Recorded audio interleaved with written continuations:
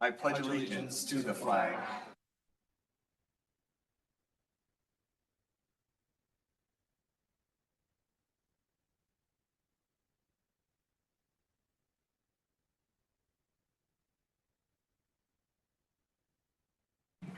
Thank you very much.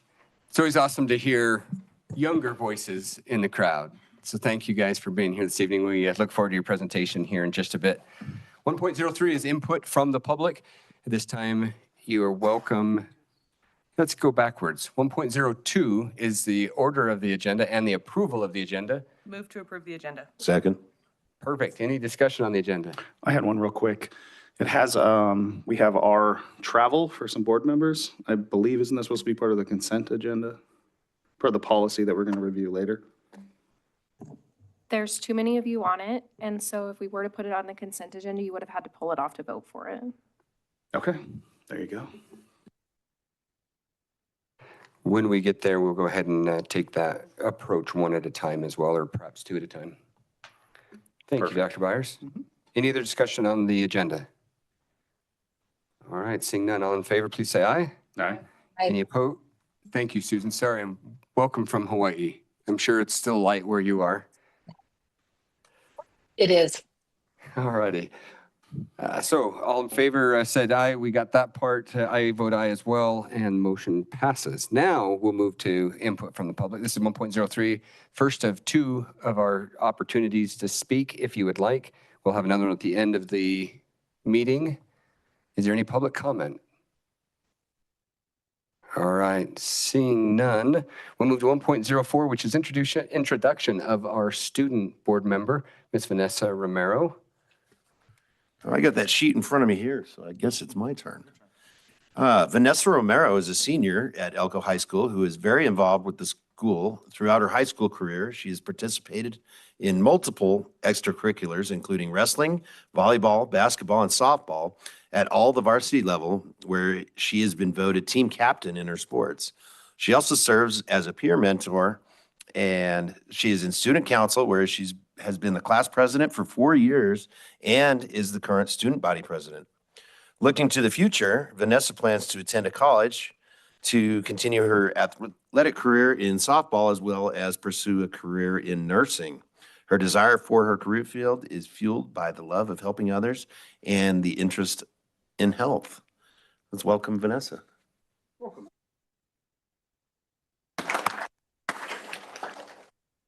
Vanessa, would you like to say anything at this time?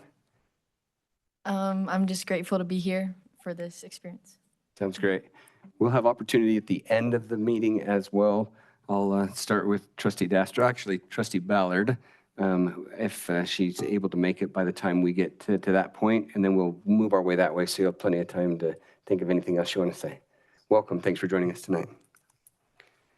All right, 1.05 is recognition of our October STARS recipients. Mr. Anderson. Yes, sir. Thank you. We've got two of our STARS Award winners from October with us here tonight. The third one couldn't make it suddenly, so we'll talk about two of them. As a reminder, before I get down this road too far, STARS Awards are all chosen off of nominations that are submitted by parents, by coworkers, even by students, and so we rely heavily on all of you who are here to nominate amazing adults who work in our schools.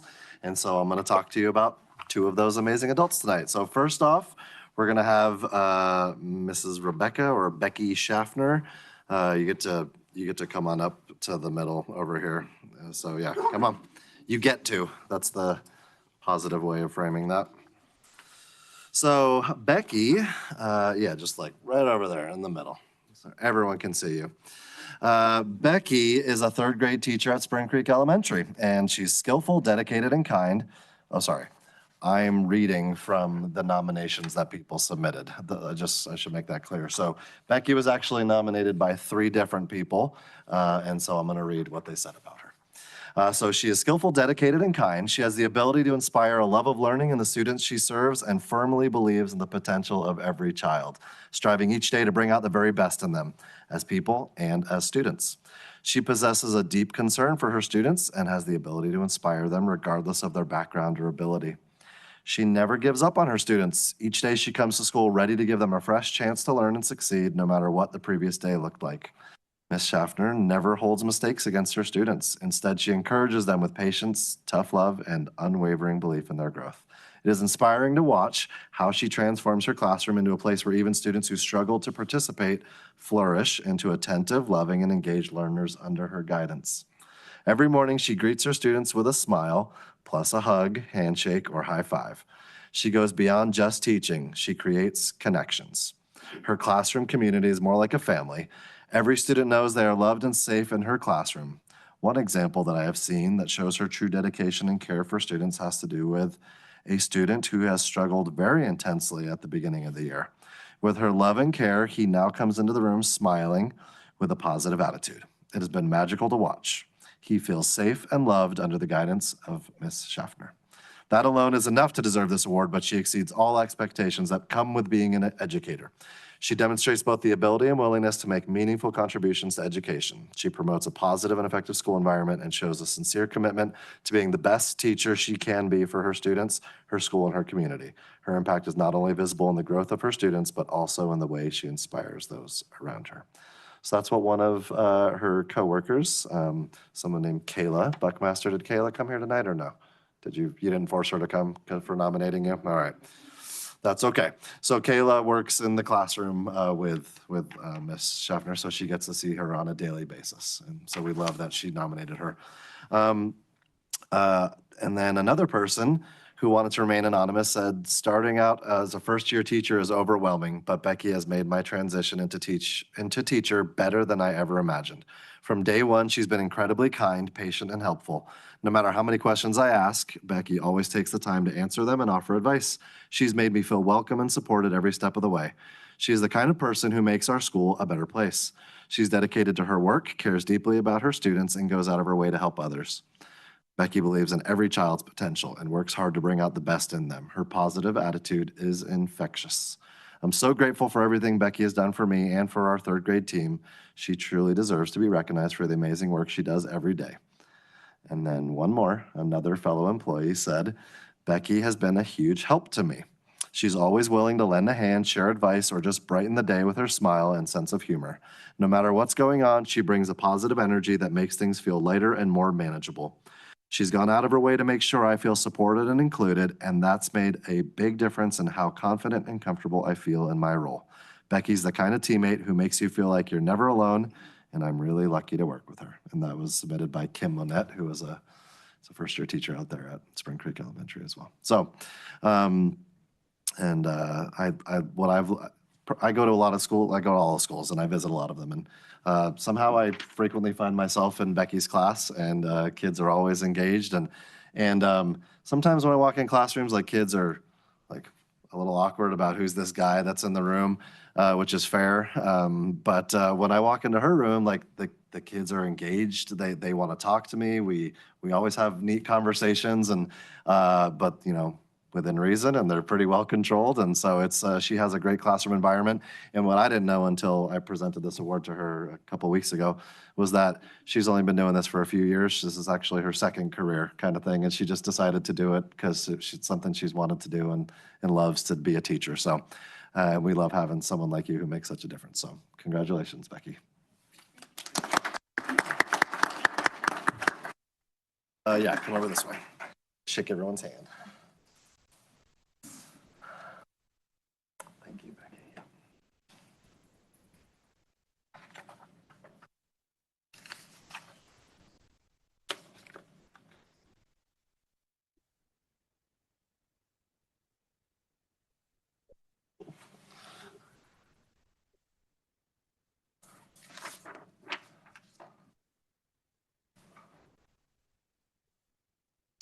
All right, and then we're gonna highlight our second STARS Award winner that's here with us tonight, Jason Payne from Elko High School. Come on up, Mr. Payne. Right over there as well. So Jason is an English teacher at Elko High School and also received 3 different nominations, and I'm gonna share those with you. All right, Jason Payne is an active member of both the leadership team and his PLC teams. PLC, for those who aren't active education professionals, means a professional learning community, and that's where teachers of similar content areas or grade levels get together to help each other. So he's a leader and active in that as well. Jason consistently demonstrates a collaborative spirit and a commitment to helping the entire school community grow. He brings his full energy and creativity to the classroom every day, engaging students with the flair of a Vegas showman and turning lessons into exciting, memorable experiences. His ability to make learning both fun and meaningful has a lasting impact on his students, inspiring them to stay curious and motivated. Beyond his teaching, Jason's positivity is felt throughout the building. He greets each day with a smile and uplifts those around him, fostering a supportive and encouraging environment for both colleagues and students. His dedication, enthusiasm, and team-oriented mindset make him not only a valued teacher, but also a vital part of the EHS community. That person wanted to remain anonymous. The next one, Jason is the epitome of what an influential and stellar teacher is. He greets his students every day with a wide grin on his face, which shows how eager he is to communicate with his students. He always maintains a positive, friendly attitude as he walks through the EHS campus. Jason is one of the most attentive educators I've had the pleasure to meet and work with. He is always there for his students, whether it's to offer support with classwork or some friendly banter. He also continues to be very supportive with reaching out to me and being the most amazing mentor teacher. Having Jason as my mentor during student teaching is what led to me having a greater passion for learning and teaching. He will leave his mark on the education world for years to come. In Jason, you find a friend and comedic relief all in one. He is truly a great star recipient. So that was submitted by Alexandra Jacobo, who's a coworker of Jason's there in that building. And then the last one also wanted to remain anonymous, but they said I would like to nominate Mr. Payne. He is a thoughtful, kind, and quiet leader in the main building at EHS. He serves on our school's MTSS committee. MTSS means multi-tiered systems of support, and that is just like different ways we try to engage with kids who are struggling. So he serves on that committee and staff morale committee as well, as recently mentoring a student teacher and continuing with the mentoring of a first-year teacher this year. Mr. Payne's upbeat personality and humor never ceases to brighten my day, and his thoughtful consideration and perspective of ideas and challenges is inspiring. He definitely deserves to be recognized for his hard work. And that is that one. So, and, having, I've been here for a little over 6 years now, and I love that everything that came through here is what I've always known of Jason to be as well, even before I got to know him real well. First time I met him, I was like, wow, that guy sure is just like upbeat and cheerful and just like big smile. And every time I ever met him thereafter, same thing. It's consistent. It's not just an act. And so I love that so many of your coworkers notice that and feel that, and your students do. And so I know and appreciate, as someone with kids at Elko High, like they need those happy, positive, upbeat, cheerful influences. And so just, not from a script, Jason, I really always appreciated that about you. So congratulations on being a STARS Award winner.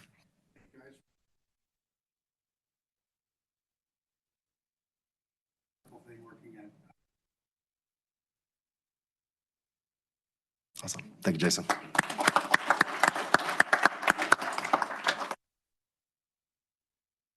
Congratulations again, sir.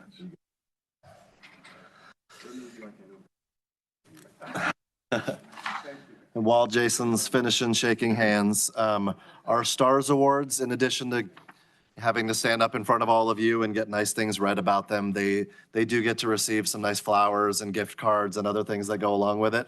And that's, we don't spend tax dollars on those things. Those are thanks entirely due to donations from different sponsors. So I always want to acknowledge those folks. So thank you to Leanne's Floral Designs, Maverick Gaming, the Rotary Club of Elko Desert Sunrise, the Star, Fratelli Pizza, and Sugar East Spice. So thank you to all of those sponsors. And that's it. Thank you very much, Mr. Anderson. And yes, thank you very much to the sponsors as well. Congratulations again to our STARS recipients. 1.06 is a presentation from the Grammar Number 2's Top Dogs Leadership Team. Mr. Stanton, would you like to come up and introduce your team? Perfect.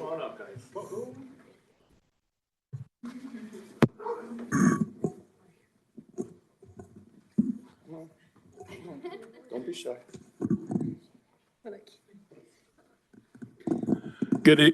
Sorry. Good evening, Sean Stanton, principal at Grammar Number 2.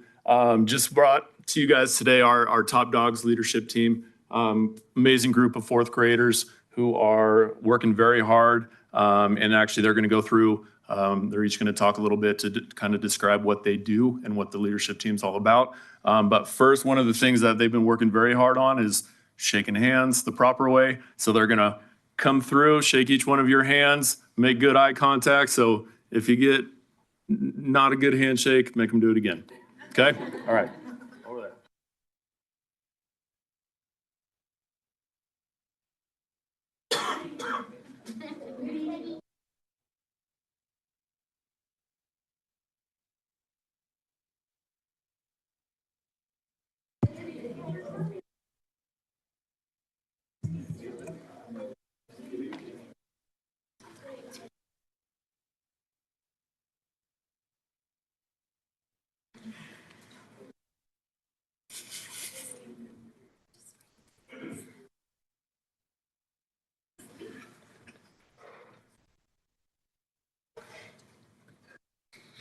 Good evening. My name is Teddy Lee. And I am Lewis Jackson. And we are here to tell you all about Grammar Number 2's Top Dog Leadership Committee. We are excited to stand before you today to tell each of you all about Grammar Number 2's Top Dog Leadership Committee. The Top Dogs are a group of student leaders from Grammar Number 2 who help make our school a great place to learn, lead, and serve. We have helped out with many school-wide projects and events so far this school year, and we have numerous goals that we plan to accomplish. We are a group of fourth grade students who were chosen through an application process to represent our school as role models and helpers. We show leadership, kindness, respect, and responsibility every day. We work hard to lead by example and live by our Grammar Number 2 character traits: kindness, respect, responsibility, gratitude, empathy, perseverance, honesty, cooperation, and courage. Hello, my name is Harper Lindley. And I'm Avina Camacho. We have a great deal of responsibilities as members of the Top Dog Leadership Committee. Some of our responsibilities include assisting with school assemblies, sharing school-wide information with each class to inform them of upcoming events, putting materials together for various school activities, offering support to other students, showing kindness through making gifts or writing kind notes, and more. We also work hard to demonstrate respectful leadership qualities through all of our interactions with students and staff. When we greet people, we make sure to make eye contact, shake their hands, and speak clearly. We also lead by example by following school rules, helping other students, working hard in class, and using our manners. Hello, my name is Ben Lewis. And I'm Liliana Benavides. As Top Dogs, we are committed to our school and our learning. We meet multiple times a month during our lunch to ensure we are staying on top of our tasks. We are prepared for upcoming events and that we are ready to assist when needed. In our meetings, we discuss upcoming school-wide events and we brainstorm ideas for making our school a better place. Most importantly, we learn about teamwork, communication skills, problem solving, and how to be positive role models for all students. Hello, my name is Lainey Dirtflinger. And I am Madison Velasquez. Some of our favorite tasks that we are able to help with so far this year includes putting together teacher gifts, going around to deliver gifts and introduce ourselves to each teacher, speaking to each class about our upcoming school fundraisers and greeting classes and families at our school assembly and fourth grade performance. We have many goals for our Top Dog Leadership Committee. A few of our goals are to lead a school-wide book drive to raise book donations for various community organizations, to begin leading school tours for new students who enroll at Grammar Number 2, and to become responsible for raising and lowering our flag each day. Our biggest upcoming goal is to open up a few more top dog spots for other students to apply for at the new start of this semester. We will then become mentors for the new top dog members, and we cannot wait to teach them all about being a top dog for our school. Hello, I am Mrs. Zog. And I'm Mrs. DeBray. Thank you so much for your time and for allowing us to come share with all of you about our Top Dog Leadership Committee. We're extremely proud of each of these students, and they are learning essential leadership and communication skills every day, and they're growing into confident, amazing role models for their peers. So tonight our top dogs would like to give each of you a little gift for just to say thank you for allowing us to come up here, and also for supporting our students. We really appreciate it. So thank you very much. Thank you guys so much.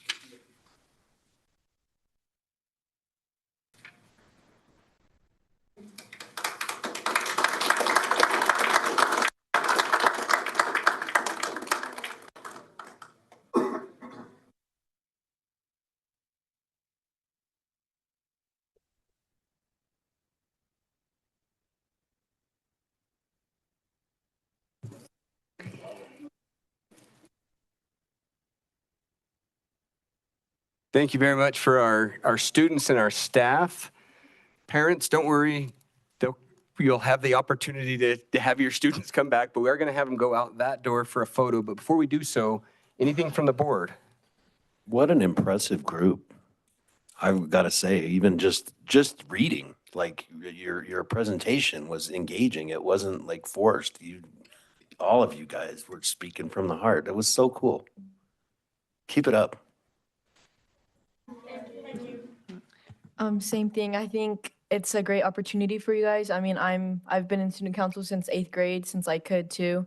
And I think it'll be good for you guys because it helps you stay involved, especially like at the high school. We do the same thing. We do like book drives and what we call chairs. We do like community events and we host homecoming. So doing it this early will get you guys prepared for it if you want to continue to do it in high school. Top dogs, we look forward to seeing you again. Thank you for coming. It was awesome to have your presentation. You guys did an amazing job with, the eye contact and handshakes and speaking up and speaking loud. And we're just excited to see you back in our boardroom anytime. Thank you very much. Trustee Neal, anything that you'd like to add? Thank you. We can always use good leaders, so I look forward to more leadership from you. Thank you once again. Top dogs, let's give them one more hand.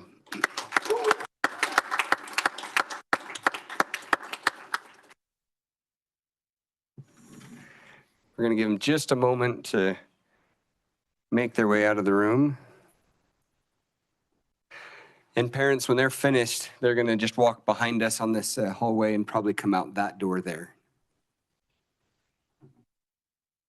So you're welcome to head there now, or you can stay and have your kids come back in here. That we'd love to have them stay for the entire meeting. That'd be great. But no, if you'd like to excuse yourselves now, you're welcome to. You're very welcome. Thank you all. Appreciate you taking time out of your evening to bring them down. Mr. Payne, Ms. Schaffner, thank you.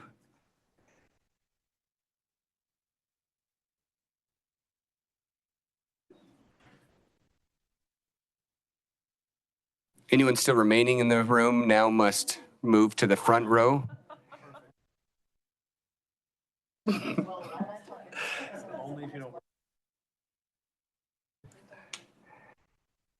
All right. 1.07 is introduction of Sergeant Brett Carter. Yeah, so 2 weeks ago, we bade, is that the word? But to the passive bid farewell, we bade farewell, I think, to Sergeant Anna Rubieska, who led our SRO program for about a decade. And we didn't just leave that vacant. We brought on another stellar law enforcement individual. And so tonight we have Sergeant Brett Carter, who's here. He's been in our schools for a couple of months now, learning the ropes, and finally found an opportunity where a Tuesday night worked out for his schedule and us not being, 2 hours away for the board meeting. And so brought him here, and instead of me reading a bio about him, Sergeant Carter has plenty eloquent and can talk to you about himself. And so he's gonna introduce himself to you and talk about whatever he wants to talk about. I gave him a 5 to 10 minute limit, and so welcome, Sergeant Carter. Well, thank you, Mr. Anderson, for that introduction, and it'll be kind of a tough to follow up after the leadership group at grammar number 2, but I'll try my best. So yeah, good evening. I'm Brett Carter. I'm a sergeant with the Elko County Sheriff's Office. Been a cop for over 10 years now. Really feel blessed because I have found a profession where I look forward to going to work every day. And now with the opportunity of being the school resource officer supervisor, even more so.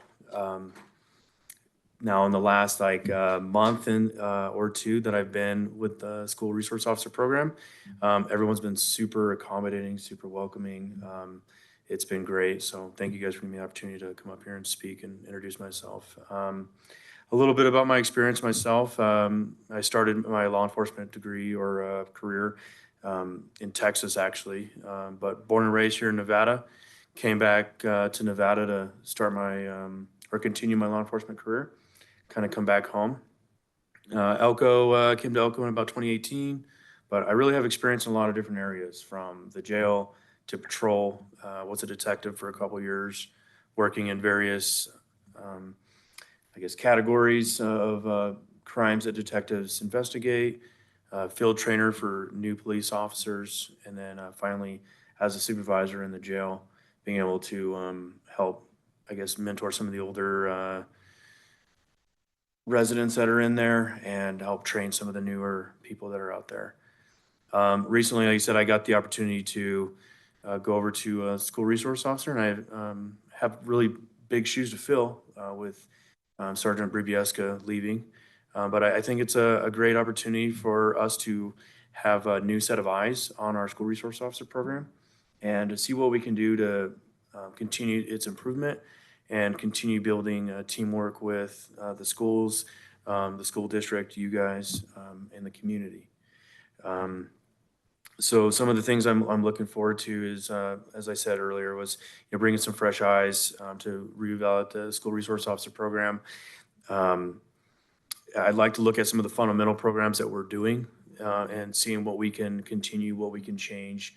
But overall, I want to reevaluate some of the programs, making sure they're efficient as possible, and making sure that we are, as I said earlier, making our fundamentals are being met with the school.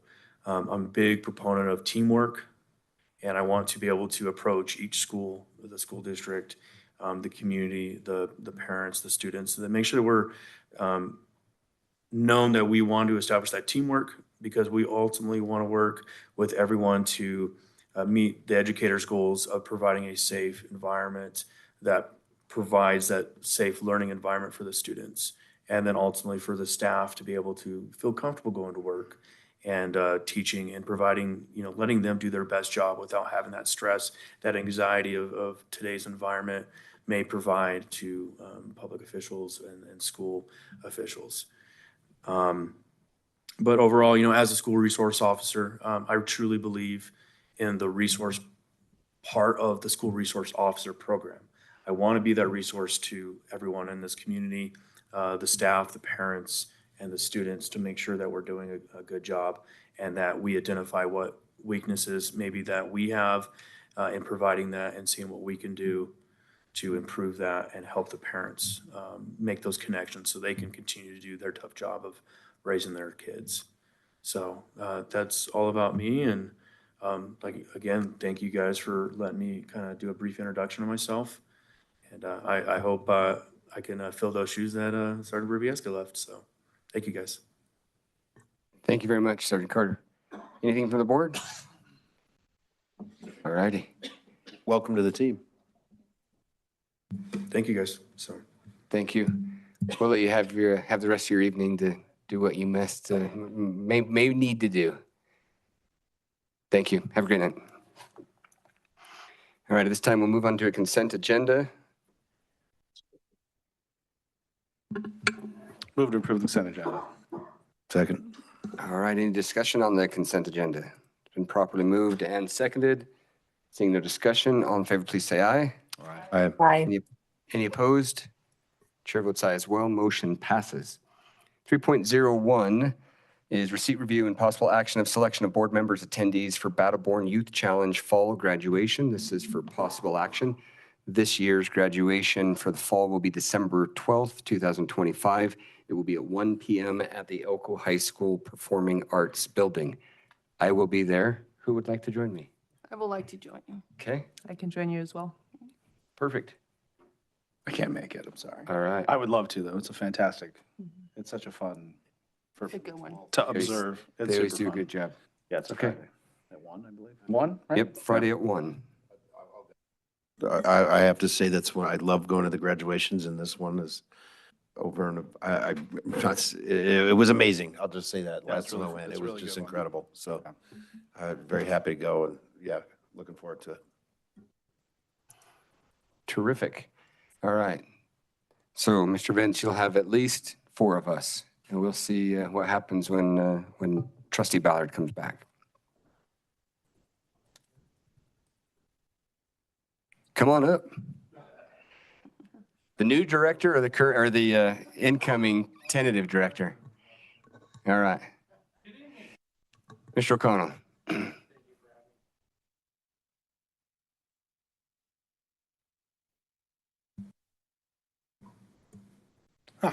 I'm Kyle O'Connell, Director of the Battleborn Youth Challenge Academy. You just took my thunder right there. Going to invite everybody to the graduation on the 12th. But also, we are doing our first Carlin Challenge Cup with Carlin Combined High School on Thursday at 1:45. Little competition between our cadets and Carlin High Schoolers. So we're going to be doing a little bit of cornhole, some basketball, some football, Jeopardy, and volleyball. So please come out. We're going to have a big trophy, and it's going to be a good time just to have a little bit of camaraderie. We're talking about it. It's been 4 years since Challenge has been in the community, and we're out there doing a lot of different things with many different organizations. So we just want to have a little fun with that too, and invite you guys out. Thank you for the reminder for graduation. We'll be there. Was that December 11th, Thursday the 11th? Friday the 12th, sir. No, the competition stuff you're Oh, talking about. this Thursday, the 6th, at Oh, coming up. 1:45 at Okay, Carlin gotcha, Combined. gotcha.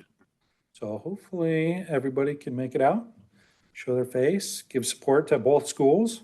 The big trophies, big cup, going to have little placards on it and pass it around. We're going to start with Carlin and hopefully build it a little bigger every cycle we have, just to have that competition and just be out there in the community also. Please go ahead, Teresa. I'd suggest you add a 5K. Carlin's got some good 5K runners out there. Well, we're kind of limited on time, but I yes, understand. that No, was it'll be one of the fun. things. And once we get it bigger, we can figure that one out too. But we're going to start small and grow the program and just do all those things. So thank you. That's exciting. That's super fun. All right. Any other questions? Thank you, Kyle. Appreciate it. Thank you. All righty, 3.02 is receipt review and possible, well, actually, let me back that back up. So since that's possible action, what I heard was that we have 4 trustees Dastrup, Stanfield, Durham, and McCarty. If someone would make a motion for that for those trustees to attend the graduation, I would appreciate it. So moved. Perfect. Is there a second? Second. Any further discussion? All in favor, please say aye. Aye. Any Aye. opposed? Chair votes aye as well. Motion passes. Thank you very much. 3.02 is receipt, review, and possible approval of board member professional development and travel. This is for possible action. All of this is for the travel to Reno for the NASB annual conference.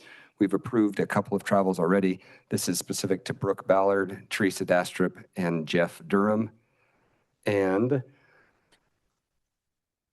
2, 3, we could break this up, or if we think it's going to be unanimous, then we can go ahead and put this all in one, but we can do 2 on one motion and 1 on another.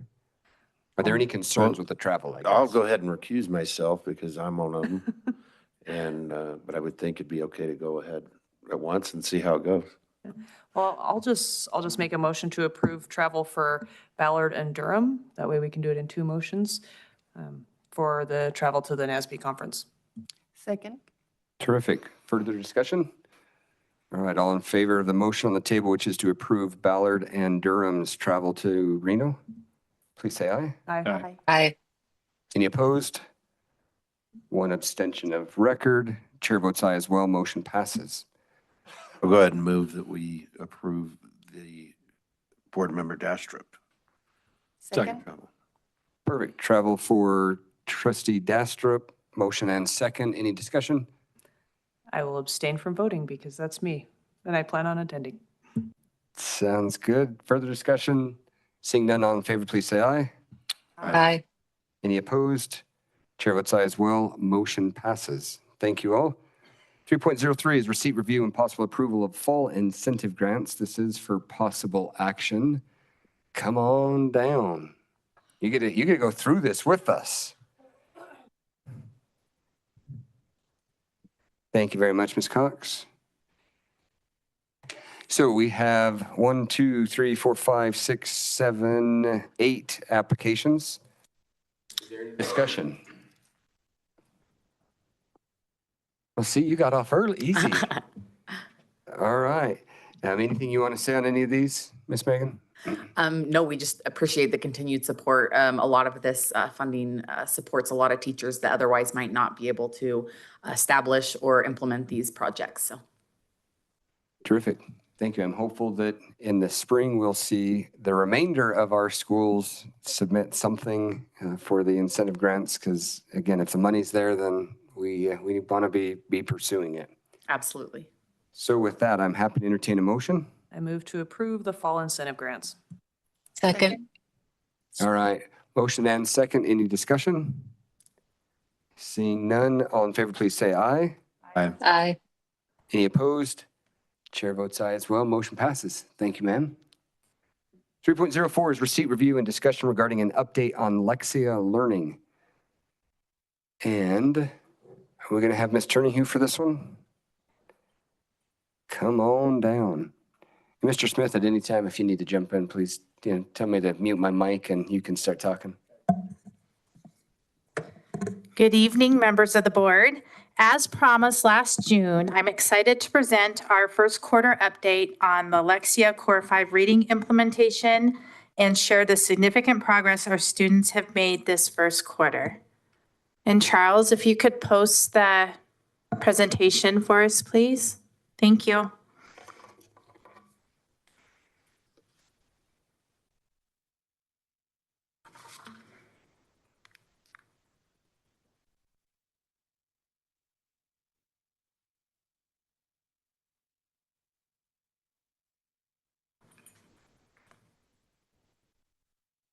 I think I'm pushing the right button. Nope. This was all before, this technology was all after I left the classroom. So this presentation is going to focus on the following key areas. We have school usage, student progress, and our next steps. So let's start by looking at our first key metric, which is school usage. I'm thrilled to report that 100% of our campuses have adopted this. Every single elementary school in our district has implemented the program and has students actively engaged. This universal adoption is the critical first step, but the true measure of our early success is in the hands of the students. So now let's look at student usage and think, are students meeting their recommended weekly minutes? So as you can see from this data, we are at the 56th percentile district-wide, and that's the last column way on the right. We see particular strengths in first, second, and third grades, where over 2/3 of students are hitting their usage targets. This data also clearly identifies our opportunities for growth, which will mean that we need to support our kindergarten and fifth grade classrooms in increasing their regular usage times. We'll address how we're going to do this in a moment. While our usage numbers are a solid start, this next slide to me is the most exciting.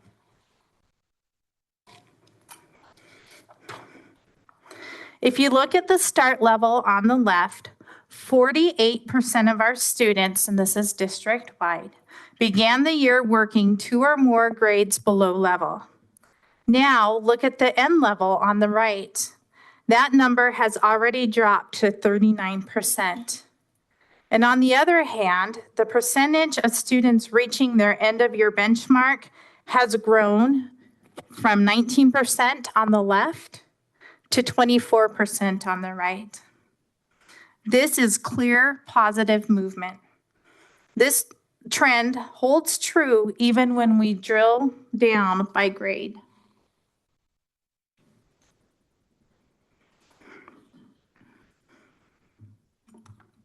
So for example, in first grade, the number of students who were 2 or more grades below level was significantly decreased from 21% to 7%. And in kindergarten, the number of students reaching their benchmark has more than doubled from 23 to 47%. These numbers show that the program is working, and it's working at every level. Now, based on this data, we've identified 3 clear next steps to keep our momentum going. First, our success manager will continue to meet directly with principals to identify and address those usage gaps. Second, we will be rolling out additional training for admin and teachers on how to use Lexia's data to inform small group instruction. And third, we are providing on-site coaching to help teachers fully integrate these new resources into their daily practice.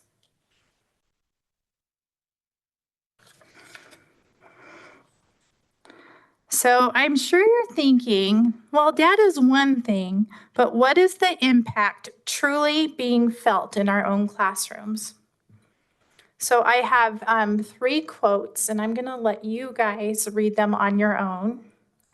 But I have 2 from 2 teachers, and then 1 from an instructional coach.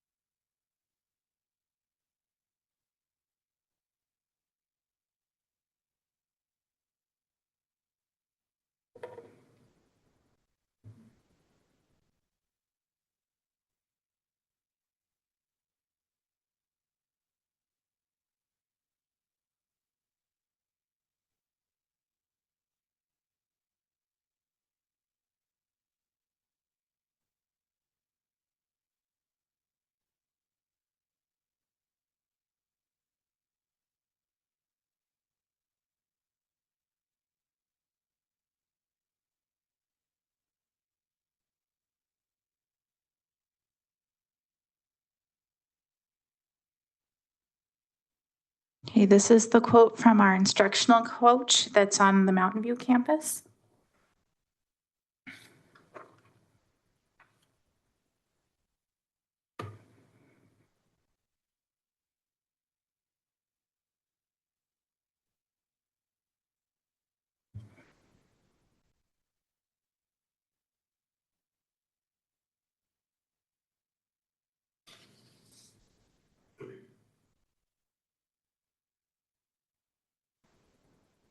And our last quote is from a 2nd grade teacher.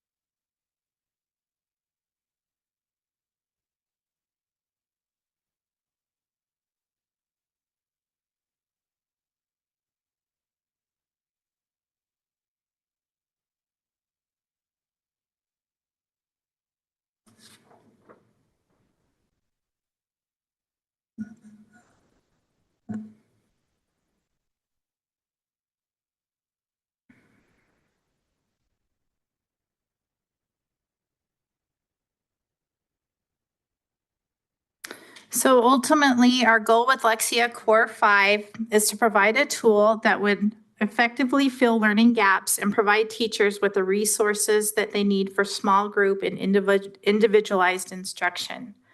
Our first quarter data confirms that it is exactly what the program is achieving. While we celebrate this early progress, especially the dramatic reduction in students working two or more grades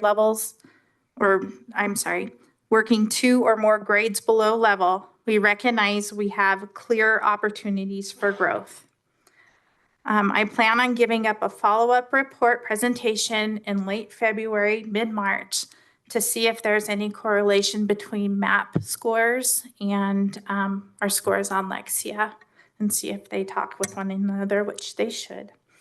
I really appreciate you sharing your time with us tonight and your continued support, and I'd be happy to answer any questions that you may have. Thank you, Mr. Turnahue. I was going to say more of a comment than a question, but I like what the first grade teacher had to say about that. It helped with a student who was scoring above their grade level, that she was still able to keep them engaged. And I know that can be an issue, so that was nice to see. Yeah, and we even had a 5th grade student at a campus in Spring Creek who scored out of all their 5th grade lessons. And so we were able to put them in the next program, which is called Power Up. And so they can continue on. That's awesome. Great. If there's nothing else, Trustee Neal, anything you want to add? Just thank you for the update. Appreciate it. And I look forward to the next one. Is there anything that you guys would like to see on the next report that wasn't on this one? I think it's a great question. I appreciate that. Trustees? I am looking forward to the correlation between MAP scores and where this works out. So basically, yeah, just more data. Okay. Especially showing improvement would be great. Okay, good. Yeah, it looked like the 5th grade was kind of if we looked at it's fantastic work. Let's not discount that. Right. But if we're drilling down, 5th grade seemed to be, so whatever was going on with 5th grade. Well, So- and I should have told you guys this too. So our first data period was for 6 weeks. In some schools, it took them a little bit longer to get going on it. So then their data period was just 4 weeks. Yeah. And so I think our data period that I pulled for this report was like August until like October 15th. That's okay. No, overall, fantastic. And if we're going to leverage technology, if we're going to have technology in a thing, this seems like in the classrooms, this is really good. So Thank you. All right. Mr. Turnahue, I know that you're our elementary director. How long have we used Lexia? How many years have we used this? We haven't. So this is the first year. Mm-hmm. So I'd love to see that cohort, to see how that tracks, if possible, into the secondary side of things, if possible. Well, okay, so let me backtrack a little bit because we did pilot this last year at Flagview. And so we should be able to see some growth that way, but not to the secondary level yet, like 9th, 10th graders, things. And I recognize that they don't have the same tracking period, but it would be neat to be able to see, does there seem to be any, like we saw with MAPS, or that we see with MAPS, but what their grade, if they're at grade level or not, as it moves forward, just to see if, what that trend continues. Okay. Thank you. You're welcome. We appreciate your time this evening.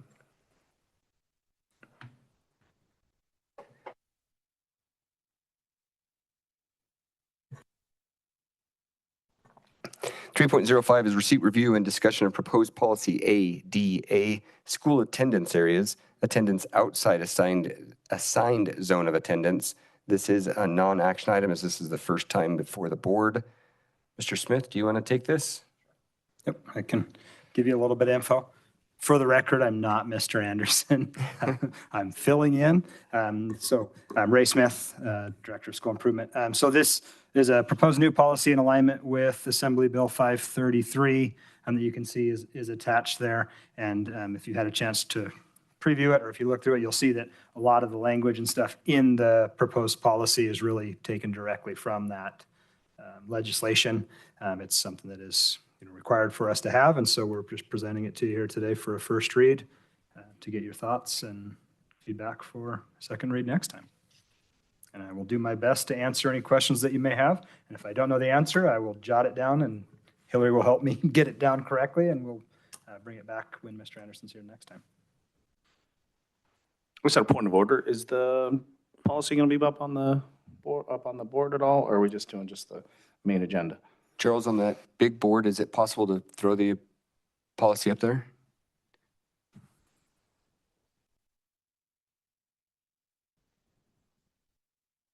As he's working on that to put that up, is there any discussion? I have no real issue with the policy at all. I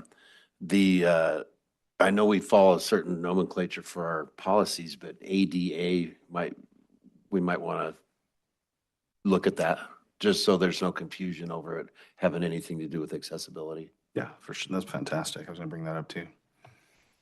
That's a good point. I don't know why that particular set of numbers or letters. It were might chosen, just be, but- that's the next one up, but, Right, yeah, and I that's know a we good- run a certain way, that's a but good I point, mean, though. Yeah. a lot of hotels don't have a 13th floor either, so sure we can make that work.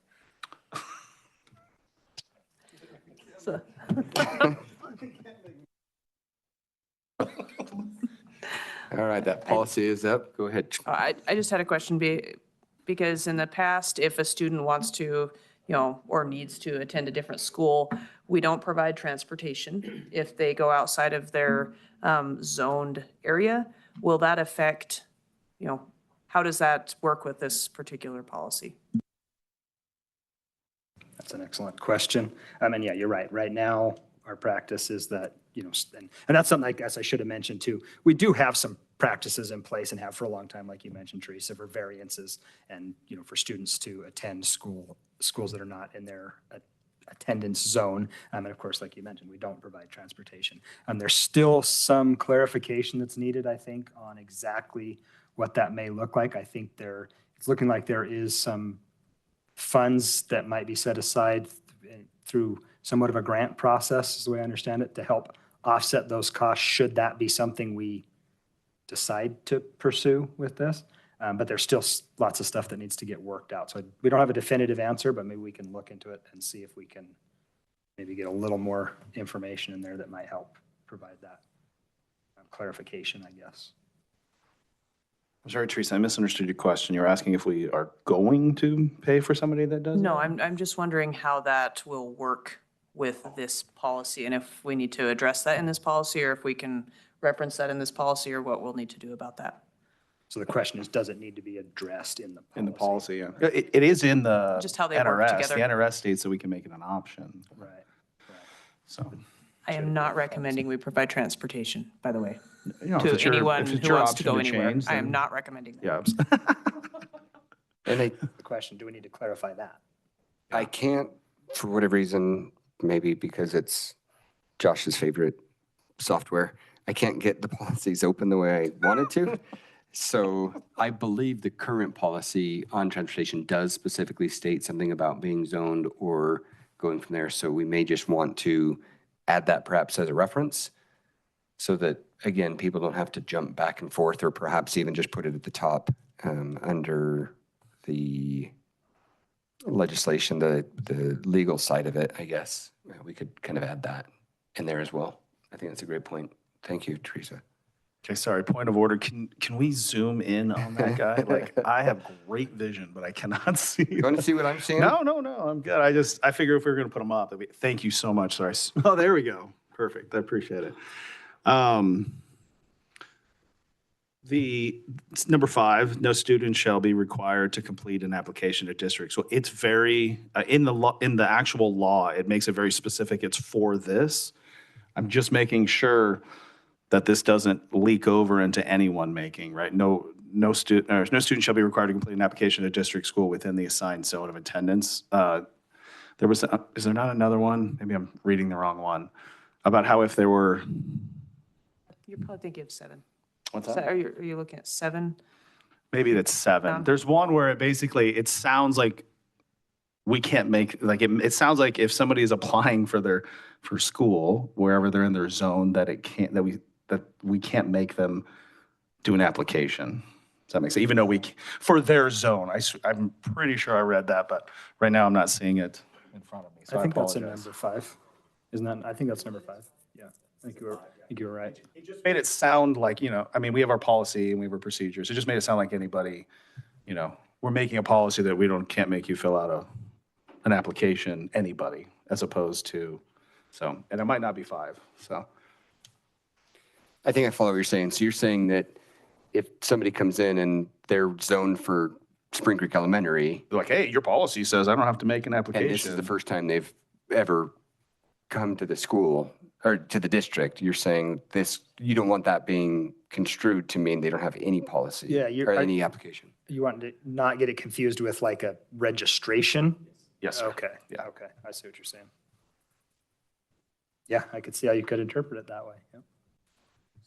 Some clarity in point 5. Basically, yeah. I think there also needs to be some clarification in 3. It talks about a student who attends a district school outside of their assigned zone of attendance shall not be assessed any tuition or fees. I understand no tuition, but say there's a class fee for something, there should be clarification that they can't be charged to attend that school. But if there is a fee, like for a science class or something like that, they would still need to pay that fee. That makes So sense. add that the fees Yeah, just can't some exist clarification for on- attendance. Correct. But right, a But lab other fee or fees obviously would still be Okay. there. Maybe just add regarding registration or something after, so that it's specific to that.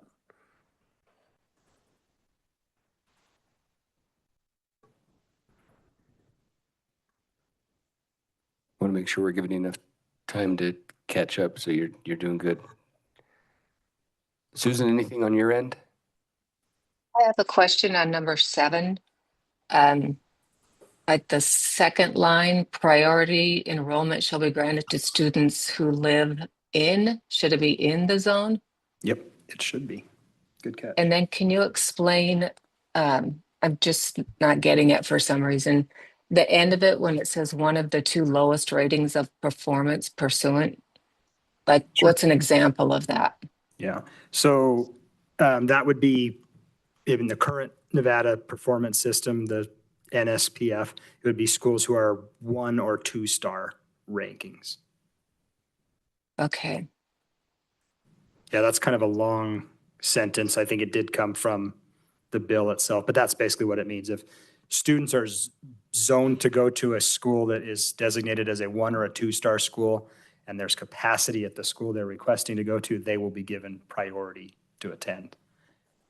So is it potentially possible for someone in, I'll just use Wells, Wells is fine. And they say, hey, I want to go to Mountain View. So potentially they could do that as long as they get the child there themselves, if that's what is decided. That is potentially a possibility, yes. Okay. Now, Thank Susan, you. with that said, let's say they wanted to go to Mountain View and Mountain View was at capacity because of all of the requests. Everybody zoned for Mountain View would get first choice. If Wells was not a 1 or 2 school, let's say Acme School was a 1 star, Acme students would be able to go to Mountain View before Wells because Wells isn't a 2 star. And then it would go to the 3rd. Oh, and then it would go to a lottery. Okay. So Wells could, but because Wells is a higher than a 1 or a 2 star school, other schools or other students from other schools that have a 1 or 2 star rating would be able to go there sooner if it exceeded capacity. Okay. Does that help? Yes, thank you. Further discussion? Anything else for our staff? Do you have one? Yeah, it's on 7 also. Is there anything there that, I know that the title of the policy is addressing attendance outside zone of attendance, but it doesn't specifically say in there someone who lives in that area would obviously have the right to go there first. They couldn't, somebody who lives there couldn't be offset by somebody who's coming from a 1-star. Correct. So on But 7. but it's not it doesn't. So 7, because of the way the law is written and its legalese, it says that the priority enrollment shall be granted first to the students who live in the zone of attendance. But it doesn't say that on 7, though. It does. That's the second line in. So priority enrollment shall be granted to students who live in. So we're going to add in, but who live the zone of attendance of the public school. In the zone. Attendance for public school. That second one. No, that's not what it says. Live in the zone of attendance for public school. That received a 1 or 2-star rating. Okay, I follow what you're saying. Yeah. Because I was reading It doesn't address the I was students who reading that live, first as zone of attendance. If you got Second, 1 or 2-star school kids whose parents want them to go to the 5-star down the street. So can I just suggest this? It sounds to me like 0.7 in its entirety should probably be reworded. Yeah. I think I see exactly, I didn't read it that way at first, Jeff, but now Right. that you point that out, I see what you're saying. Because the policy itself implies that, Yeah, but yeah. it doesn't. So I think the if content you is pick good, it just apart- maybe needs to get broken Yeah. out a little bit and. It's the same kind of thing as like in 3 with the fees. It needs to be a little more specific.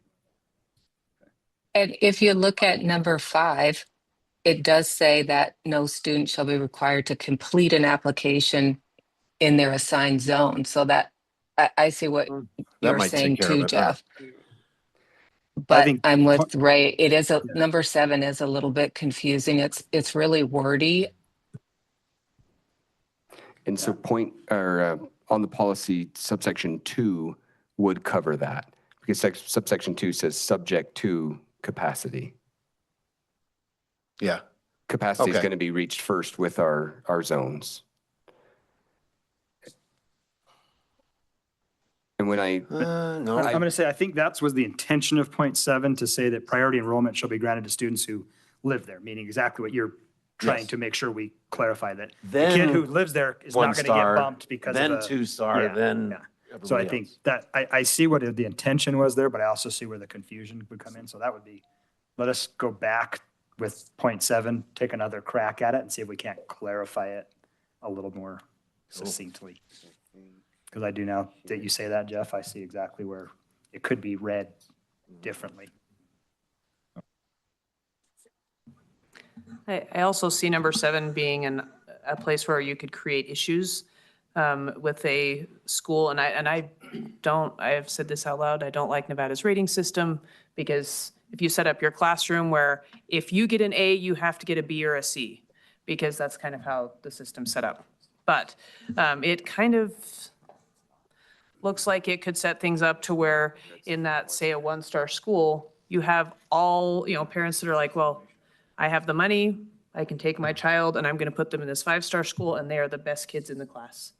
And then you have that 1-star school that continues to struggle because the parents who have the ability can pull those kids and move them to whatever other school. And then you take kids that would, be helpful to that school and their rating out of that school.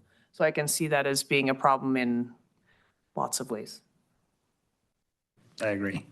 I will say, one thing just for some context here, we mentioned that variance process is something that we've had in place in our district for a long time. We have lots and lots of students every year who take advantage of that opportunity and do that. And, the one thing that I will say that's nice that kind of comes out there is that this rating scale sometimes is independent of what people's perception of schools are, right? We have lots of people who will do a lot and go out of their way to go to schools that maybe when the star rating stuff comes out, those numbers don't look so great, but we know those are great schools.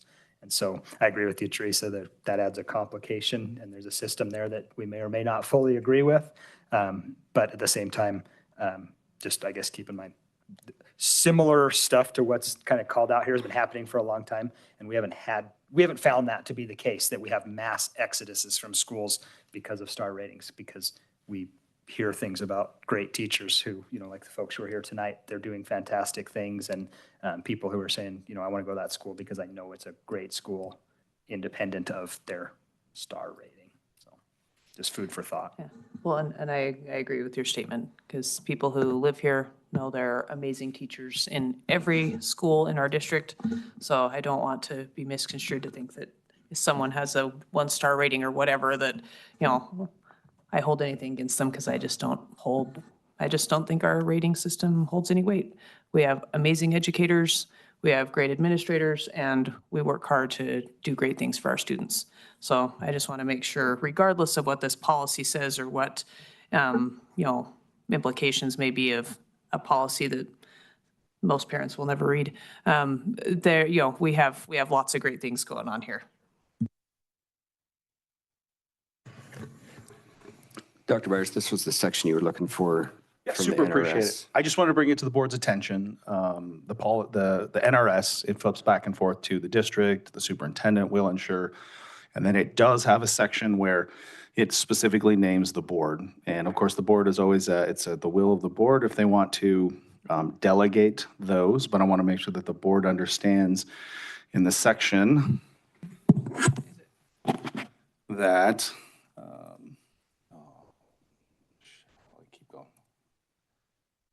keep going. way away from it. Keep going. No, we could. Is this where? Basically, it gives us, if there is a disciplinary issue that the board, and it's not written in the current policy. So, way up, you're on page 1 again. Well, these are the number of times that it's accepting it. Keep going. So this is the beginning with the existing. It basically states that if the board can be a part of that process to just deny based on disciplinary. It's towards the end paragraph, probably page 7-ish, if somebody else has it up. District, this is what we'll do. District, no later than 15. I think I found it. I think it's page 7. 7, yeah. Point F. Yep. No, 5F. 5F, yep. And so I just want to make sure the board is aware of that. I'm not saying that we have to be a part of that, but if we're going to be named to do things, and then if we're going to delegate it, we should know. So, but it basically says may deny the application of a pupil who, in the school year for which the application is submitted or an immediate preceding school year, was suspended for 10 or more days. So this is along that same lines as what we did with the previous disciplinary policy. And so I just want to make sure the board's aware. I don't know that I have anything to add into our policy, but I also don't want to miss something that we need to have on our policy as well.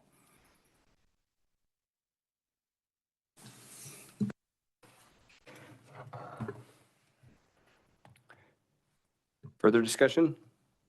Trustee Stanfield? Okay. Trustee Neal? I'm good, thank you. Okay. I'm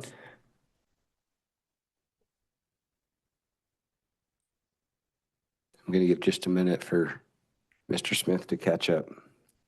All righty. Thank you for the discussion. Staff has a few changes to make in there, or at least modifications to be considered. And that may run back through legal. So we may not see this again at the next meeting, just because it will have to, as a new policy, it changes things a little bit when it has to go back through legal. So be aware of that, please. Doesn't mean that there's anything wrong with what we've suggested, just may take a little longer.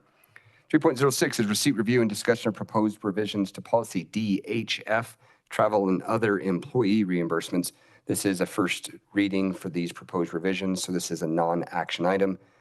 And Mr. Smith, do you want to talk on this? Are you familiar with this one? Yeah, a little bit. Not much to add. Very few changes. I think 2 to be exact, if I got my memory serves correctly. So just those 2 things are the additions. So I think you kind of covered most of it, Matt.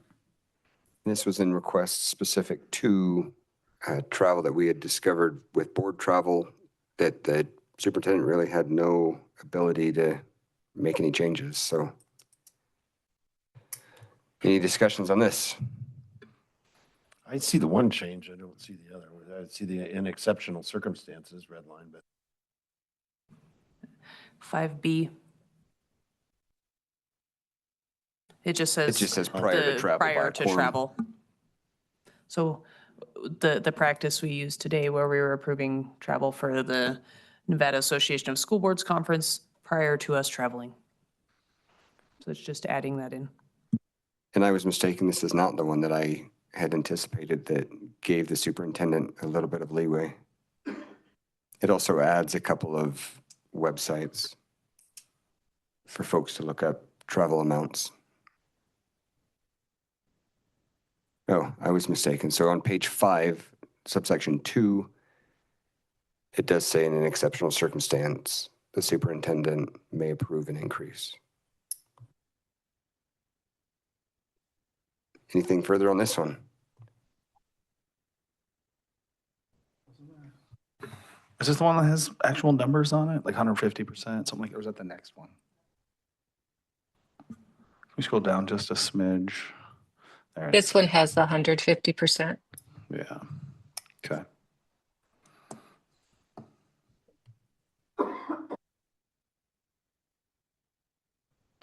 Just question, I mean, it hasn't been changed. Is that, why do we, in condition above, travels may apply for following rules, the rate of reimbursement for in-state. Okay, I don't, maybe that doesn't apply to us then. Does that apply to us? Am I reading that wrong? It applies to anybody within the district.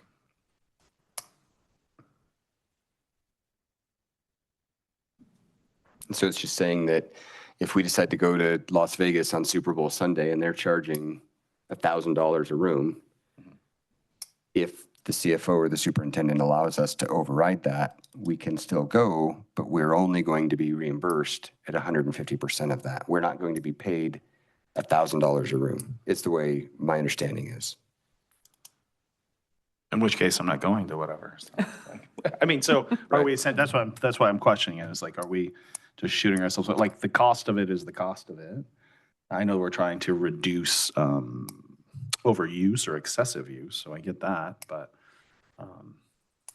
And with a lot of the events we do, though, NASB is very cognizant of that in the hotels that they do choose and the time frames. Like we've had to work around Formula One and all kinds of different events over the years in those committees that I've been on. So I can tell you that They're working on it. as far as like any travel related to us isn't gonna. We certainly aren't going to the Super Bowl, unfortunately. No, I know, I get that. I mean, I get those types of. Fortunately for the taxpayers. Yeah. Okay. Did the changes, I'm just going to directly ask because when I read it, I didn't see it, but it might. So that the changes were basically the difference of what was being acceptable to sit at one hotel versus being in another and just getting the difference of the two. Do these changes address that? Or do they just like sidestep That I'm aware of the this. general approval to the superintendent? That I'm aware of, it does not. So for example, if the NASB hotel was charging 150, but I went to the Marriott for 175. Yeah. This basically says, okay, yeah, the superintendent can allow the 175, but it doesn't necessarily say that they're going to exceed a particular dollar threshold. Is that what you're asking? Yeah, so like in that scenario, I would say, well, you know, hey, we'll pay the 140, whatever. And then the difference is on whoever's traveling at that point. That could be the in-state 150% of standard CONUS, but no, it doesn't specifically state what that dollar amount would be. And I don't understand why that would be like such a problem otherwise, so. I'm not sure on that either. We could ask if that could be added in there. I mean, I would just say something to that extent, you know, I mean, I get 150%. I don't even necessarily, or 175 out of state. But previously it was, well, we just can't do it. So that was the problem too. So you either stay where they're at or you don't, regardless of, which I didn't think was prudent, but. So I don't know, I guess if we can look into that and see if why that would be an issue, I guess. I don't understand, so. So the only change on this one here was saying there were only 2 conditions in which the superintendent or the CFO could allow that override. Yeah.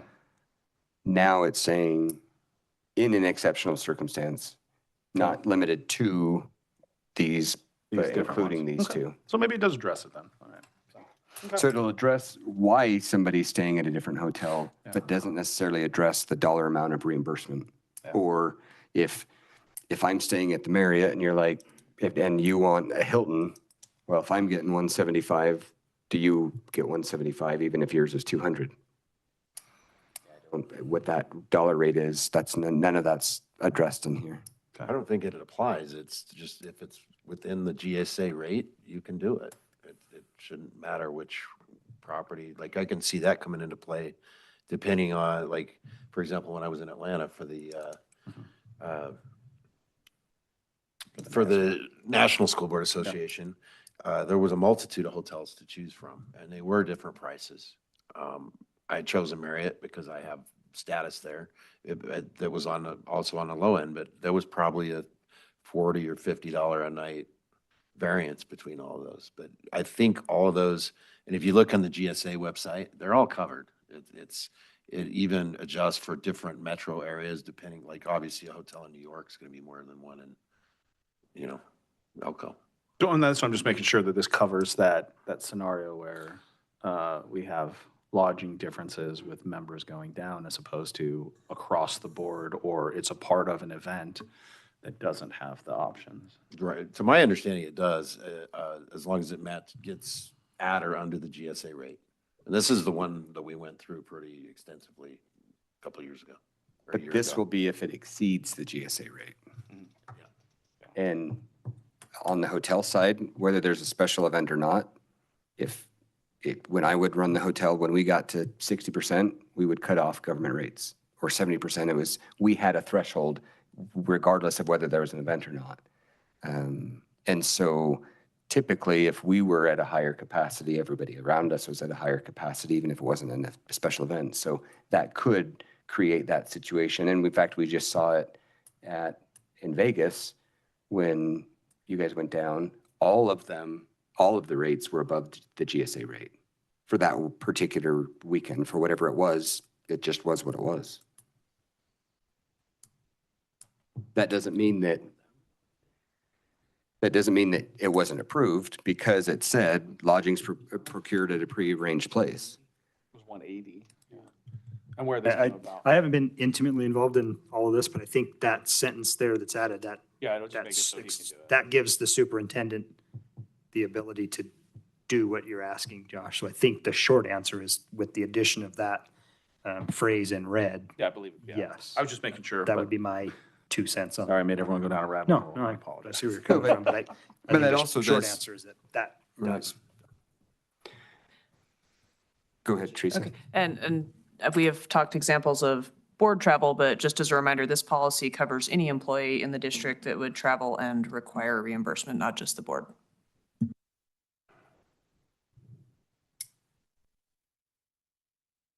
There was something else that you'd brought up that I was trying to remember how our other policies are written. In that, and like Jeff mentioned, status. If I'm staying at a hotel that's not taken care of by the board or by the district, and it's a higher rate, will they reimburse up to the current rate? Because that was basically what your question was. Before, it was either we're paying all or we're paying nothing. And if I want to stay at a Marriott and everybody else is staying at the Hilton at 140, but mine's 150, I'm not asking the district to pay 150. I'm just asking the district to pay 140. And I don't know that this does that, because the way it says, they may approve an increase to the reimbursement rate. We're not asking for an increase. We're asking for the same as, if that makes sense. So let me bring that one back, see if we can figure out how to do that. It's got to come back anyways, but yeah, I think if that language would be allowed in there, unless it's covered under another policy. And again, that wouldn't be not just for the board. I don't want to make it about, oh, the board gets to say it Marriott's. No, I mean, if anybody wants to do it, great. You know, that's not the thing. Okay. Anything else? We really beat that one up. All right. Okay. 3.07, another review, receipt, and discussion of proposed revisions to policy GCC07, vacation unlicensed employees non-action. Once again, this is the first reading. It was updated in 2012, and these revisions bring it into alignment with the negotiated agreements from the 2023 master agreement, which is the last one that we have approved. Mr. Smith or Ms. Baker? I think you found this one, correct? Anything either of you want to add? I was going to say that I don't have anything to add just yet. That's just bringing it into alignment with, you know, what's already been agreed upon. Yeah, this came as a suggestion from Dr. Alsbury during our last board workshop. And I just went ahead and made the edit that he suggested, as we are currently following the Robert's Rules of Order for regular boards. Thank you, but I think this one is a different one. This one deals with the vacation directly. No, it's okay. I couldn't remember which one you had done or not. So that yours was Robert's Rules of Orders. This one was not yours. That was my fault. Then I take responsibility for even calling attention to Ms. Baker. Thank you. Any discussion on this one? Keeping minutes as you're talking. Okay, if there's no further discussion on this one, any suggestions to the staff, we'll go ahead and move on. Superintendent's report, 4.01. Ray, would you rather we come back to this? We can do board reports first, give Mr. Anderson an opportunity to come back from his event. Pleasure of the board president. Okay, let's go ahead and move on to 5.01, board matters. Susan, we'll turn this over to you first for NASB update. I'll Any make it update? quick. I have no updates. Perfect. We'll try to make it quick to let you get back to the beach. All right. So, Ms. Romero, this will be your opportunity to add any more you want to add. We'll start with Trustee Dastrup off to my right, and then we'll work our way towards your end of the dais. All right, well, I will just start by saying good luck to Carlin and Battleborn on the new cup that will be taking place Thursday. That's going to be a lot of fun. I'm excited to hear about it. And also good luck to our athletes and but anyway, our athletes who will be competing this week at state or in any kind of pre-state game. We've got lots of kids in the county that are going to be doing some amazing things. So I look forward to seeing what they come home with. A little bit of hardware, I think. Also, just congratulations to our students who have traveled for national competitions as well, and look forward to hearing from them. And that is all. Thank you, Teresa. Trustee Byers. I had the pleasure of being at the CTE job fair today. That was fun, enlightening. There are a lot of good kids getting ready to move on from high school, and that was fun to be able to talk to them. I was mentioned in jest, but have serious that there are a lot of board members that have private businesses that may not have been there. So I would encourage you all to bring your business in. There's nothing like, doing some entrepreneurship. We need plumbers and HVAC. So that was well unrepresented. Like the representation for that was very low, also for entrepreneurship. Everybody's got an opportunity to do that. And so you're just talking with the kids and talk to them about what you do, and how you do it and the requirements of, but lots of colleges there. Ms. Heather Steele's done a fantastic job at making that a good event. So I believe she said there were 30 colleges, and I'm drawing a blank on the number of businesses. So it was very, very well attended. So I should plug Kicks for Kids, which is for the community and for the district. We're doing that through the practice where we collect new and gently used shoes, and then we give that to community and schools. I had the pleasure of meeting some of their new representatives as they come through with the kids, and so that was fun too. All of those shoes go right back to them, and they disperse them. So we need just all the cute ones for the kindergartners, all the lights and everything, all the way up to the boring office shoes, because some kids need them for job interviews or whatnot. So, but there's 4 different places you can drop those off, and including my office. But so shameless plug, but is connected. So yeah, And that's all I got. Thanks, Josh. Trustee Dastrup. What was Durham. Yeah. I'll go. It's fun you actually brought that up because we started young this past week, and I wanted to thank all the first graders from West Wendover coming through the kitchen.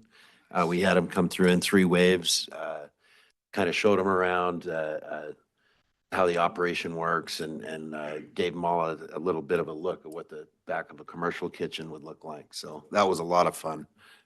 Lots of fun questions from those guys. I want to give a big thank you out to everybody that participated in putting Portrait of a Learner together. I've been hearing a little bit about it on the side. Commissioner Gale's been kind enough to reach out to me with some good feedback on it. He was a part of that process along with, we had roughly, 40 different representatives from all parts of the district with all the different stakeholders in on that. And so I'm really excited after that workshop today to see how this comes out. I really love what they've come up with. So it's exciting to see. I want to thank Vanessa here for being here as our student board member. Just like the kids that were up earlier, like it's when I see you, it's like what those smart young kids like that turned into is sitting right here. The same eye contact, eloquence, speech, good ideas, everything. Keep it up. You're going to go far. So thanks for being with us tonight. And that's all I had. Thanks, Jeff. Appreciate it. Trustee Stanfield.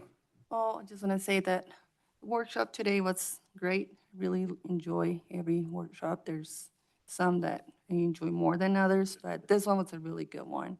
Excited to see what's coming and how we're going to do things different and not hard, just different.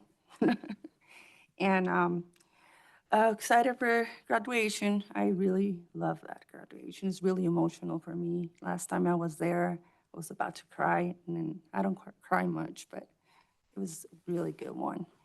And yeah, thank you to, we received a lot of nominations for stars, and it made it really hard to just choose 3.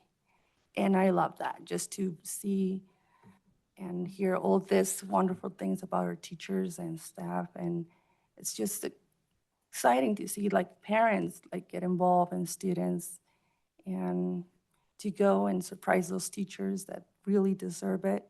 It's just great. I love it. Thank you, Adriana. Trustee Neal. Thank you, Ms. Romero, for joining us tonight. And I appreciate the advice you gave to the grammar students, because I think that's important to have that togetherness. So appreciate that. And I too enjoyed the Portrait of a Learner, and I look forward to what's to come. And I appreciate all the work that's been put into that, because I know it's quite a process. So thank you. Thank you, Susan. And Student Board Member Romero. Kind of everything that everyone has said. I just wanted to congratulate the Top Dog leadership at Grammar Number 2. I think it's great emphasizing leadership roles that young, especially like how fluently they talked. I was like impressed by that. I think it'll be good for the community and like locally within the school to show kids like that reaching the goals are cool and like leadership roles like that are something to achieve. And same thing like with my student council, we've been working hard this past couple weeks to set up regionals. We're hosting regionals for NASC, and so I just wanted to bring that up. And I wanted to thank everyone for allowing me to be here. Thank you very much, Vanessa. I also want to echo what Ms. Neal said. Thank you for joining in and talking to the students. It's one thing to hear us talk but it's something different when it's a student, when it's somebody that's much closer to their age. No offense to anybody here, but when they I think they receive it better from you. So I think it's great that you took the time to do that. So thank you for doing that. I wanted to mention that last week I was able to attend a quarterly community meeting from Nevada Gold Mines, and for this particular one, it seemed that many of our district personnel were there, from leadership here at Central to counselors and I think we even had a couple of teachers that were specific within, or not specific, but that were generally throughout the district. It was good to hear Nevada Gold Mines focusing on education. It was good to hear them indicate that they know that there is a gap in what we need as a district from support from the parents. If the gap is what we need versus what we're receiving. So I thought it was really good that Nevada Gold Mines acknowledged that and indicated that they were willing to help try to address that gap, if not work actively towards filling it. So I appreciate that Nevada Gold Mines has recognized that, and I look forward to being able to continue to work in partnership with them. So with that, that is all that I have. Let's move to 6.01, which is approval of the accounts payable. We have a few of them today. I'll make a motion to approve the accounts payable. Thank you very much. Is that for all three of them, Susan, or is that just the? Just the first one. Okay, just the first one. Discussion. I will second that motion. And I will also disclose that I have a family member who is employed by Wells Rural Electric, but I will not be abstaining.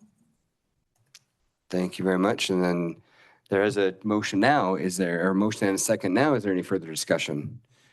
All right, one disclosure of record. All in favor of approving the accounts payable 11.4.25, please say aye. Aye. Aye. Any opposed? Chair votes aye as well. Motion passes. Move to approve the accounts payable for Buyers and Lone Wolf. Second. All right, motion second. Further discussion? I will be abstaining because I am Buyers. And to disclose that I work for Lone Wolf and I will be abstaining. Terrific. We still will potentially have quorum or have the ability to pass this. So is there any further discussion? All in favor of passing accounts payable 11.4.25 Buyers and 11.4.25 Lone Wolf, please say aye. Aye. Aye. Any opposed? Chair votes aye as well. Motion passes. I'm going to hold off on our closing and our input from the public, and we'll go back to 4.01 Superintendent's report. Ray, I tried, buddy, but That's yeah, all right. you're That's going to all have right, to yeah. talk I'm longer. gonna have to talk. That's okay. I do Maybe have it will one. be shorter. Yeah, I do have one quick thing that Mr. Anderson asked me to pass on to you. We are moving forward and scheduling our school performance plan reviews in the next couple of weeks.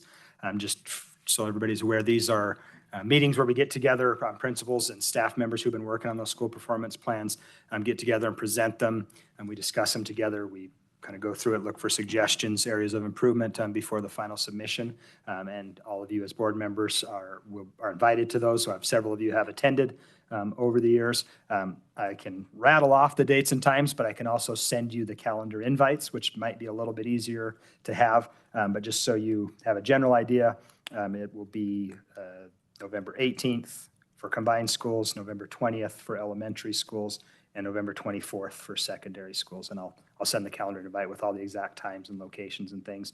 And I'll also include a Google Meet link there because everyone's busy. Sometimes we have principals who attend virtually. You're all welcome to do that as well. You're welcome to come for as little or all of it or whatever you can attend.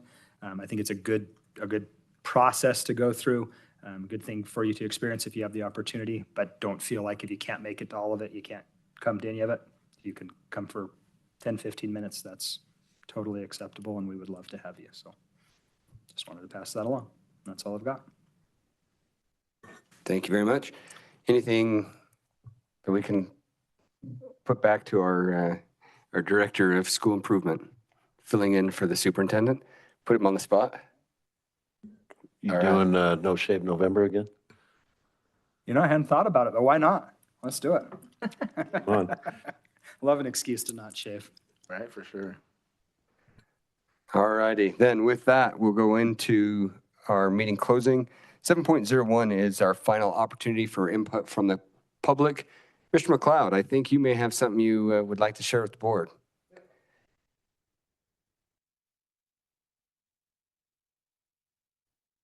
Board meeting I've ever been to, and I'm glad that you all dig into and beat it to death until you figure out what needs to be done. I appreciate that. That makes me feel good. Okay. My name is Vince McLeod. I joined Battleborn about a year and a half ago. Probably somebody that you know talked to me about it when we were on a search and rescue, because I'm part of the Elko County Sheriff's Office search and rescue team. Brandlin Tran, she said, hey, you might want to go over and look at that Battleborn thing. I'm a retired Marine. I did 23 years in the Marine Corps. So I came as a cadre supervisor, and now I'm the program coordinator. I want to introduce myself, and I also want to pitch Battleborn just a little bit. I know you know a lot about it. However, there's just over 39 in the United States, and of that, there is only one in Nevada. And the Elko County School District is blessed to have Battleborn in that county. Some of the board members have been to graduation, so you've seen me all dressed up, but we'll talk about that later. I invite you all to come out and see what we do. These are at-risk youth, and it's not me, it's not Mr. O'Connell, it's not Matt or any of you that are going to fix, no, except you, I'll exclude you, that are going to fix the world. It's going to be the kids.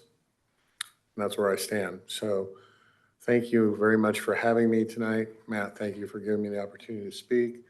And I really appreciate visiting with all of you today. So Thank you very much. Don't go too far. Mr. O'Connell, when does your deployment begin? January 26th. Okay, so many of us, in fact, all of us, I think, have gotten to know Kyle O'Connell as the program director. He is getting deployed. So Mr. McLeod will be filling in those shoes temporarily until the deployment ends. So we may be seeing a little bit more of one of these gentlemen, a little bit less of the other. And I just wanted to make sure that the board was aware, and staff for that matter as well. So if there's a new face wandering the halls, looking for answers or knowing where to go, then that's why. Gentlemen, thank you very much. We appreciate your time and your service with the Battleborn Youth Challenge Academy as well. And have a safe deployment, Mr. O'Connell. We'll see you here in a few weeks, about a month for graduation. right, Thank you. December 12th, 1 o'clock. All righty. Then, is there any further public comment? All right. Seeing none, is there a motion under 7.02 to move into closed session per N.R.S. 288.220 for purposes of meeting with district negotiation management representatives? I move that we move into closed session. Second. All right, there's a motion and a second. All in favor, please, any discussion? All in favor, please say aye. Aye. Aye. Any opposed? Chair votes aye as well. We are moving into closed session. I move that we come out of closed session. Second. All right, there's a motion and a second on the table. Any discussion? All in favor, please say aye. Aye. Any opposed? Chair votes aye as well. We are out of closed session and back in open session. 7.04 is any action deemed appropriate to the closed session for purposes of meeting with district negotiations management representatives. This is for possible action. Is there a motion any member of the board would like to make? I'll move that we accept both agreements. Okay, and that's going to be the ECSSA and the ECSSO master agreements. Second. Motion and second. Discussion? All right. All in favor, please say aye. Aye. Aye. Any opposed? Chair votes aye as well. Motion passes. Ms. Susan, go enjoy Hawaii. You spent your entire day at Elko County School District when you have a beach right there. Enjoy. We'll see you when you get back. We will go ahead and adjourn. Thank you all. Have a great night.